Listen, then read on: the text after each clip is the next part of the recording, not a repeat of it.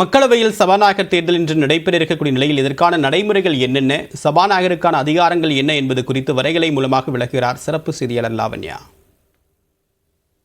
மக்களவை சபாநாயகருக்கான தேர்தல் இன்று நடைபெறவிருக்கக்கூடிய சூழல்ல அதற்கான நடைமுறைகள் என்னென்ன, சபாநாயகருக்கான அதிகாரங்கள் என்னென்ன அப்படிங்கிறத பார்க்க போகிறோம். இந்திய அரசியலமைப்பு சட்டத்தின் 93வது பிரிவின்படி ஒரு தேர்தலில் மக்களால் தேர்ந்தெடுக்கப்பட்ட மக்களவைக்கான சபாநாயகரை தேர்ந்தெடுப்பது என்பது கட்டாயமாகிறது.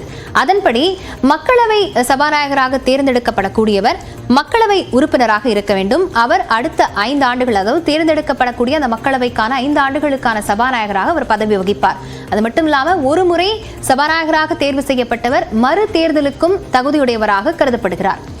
மக்களவை தேர்தலுக்கான நடைமுறை அப்படின்னு பார்த்தோம்னா, தேர்தலுக்கான தேதி அறிவிக்கப்பட்ட பின்னர் அதுக்கு பிரதமரும் மக்களவை செயலாளரும் ஒப்புதல் வழங்குவாங்க. இந்த ஒப்புதல் வழங்கப்பட்ட பின்னர் யாரை சபாநாயகராக தேர்ந்தெடுக்க போகிறார்களோ, ஒருமனதாக தேர்ந்தெடுக்கப்படுறாங்க அப்படின்னா அந்த உறுப்பினருக்கு எழுத்துப்பூர்வமாக அறிவிப்பை மக்களவை செயலாளர்கிட்ட இவர் தான் உறுப்பினர் அப்படின்னு அறிவிக்கணும், எழுத்துப்பூர்வமான அறிவிப்பை கொடுக்கணும். இதுல மற்றொரு உறுப்பினர் அவரை முன்மொழிய வேண்டும். அப்படி முன்மொழியப்பட்ட அந்த சபாநாயகர் தேர்வு குறித்து எழுத்துப்பூர்வமாக வழங்கப்பட்ட பின்னர் அது தேர்தலுக்கு ஒரு நாள் முன்னதாகவே அந்த எழுத்துப்பூர்வமான அறிவிப்பு அப்படிங்கிறது வழங்கப்பட்டிருக்க வேண்டும்.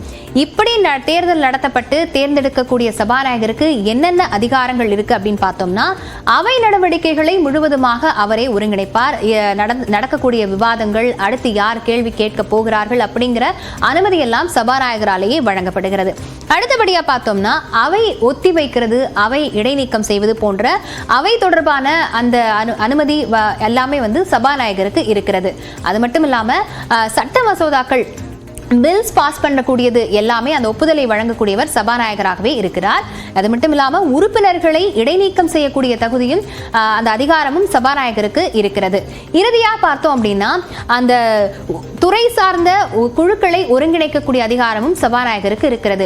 24 துறை சார்ந்த குழுக்கள் இருக்கின்றன. இதுல ஒவ்வொரு குழுலையும் 21 மக்களவை உறுப்பினரும் 10 மாநிலங்களவை உறுப்பினரும் இடம்பெறுவார்கள். இந்த ஒரு குழுக்களையும் எந்தெந்த உறுப்பினர்கள் இடம்பெற போகிறார்கள் அப்படிங்கிறதையும் சபாநாயகரே தேர்வு செய்வார்.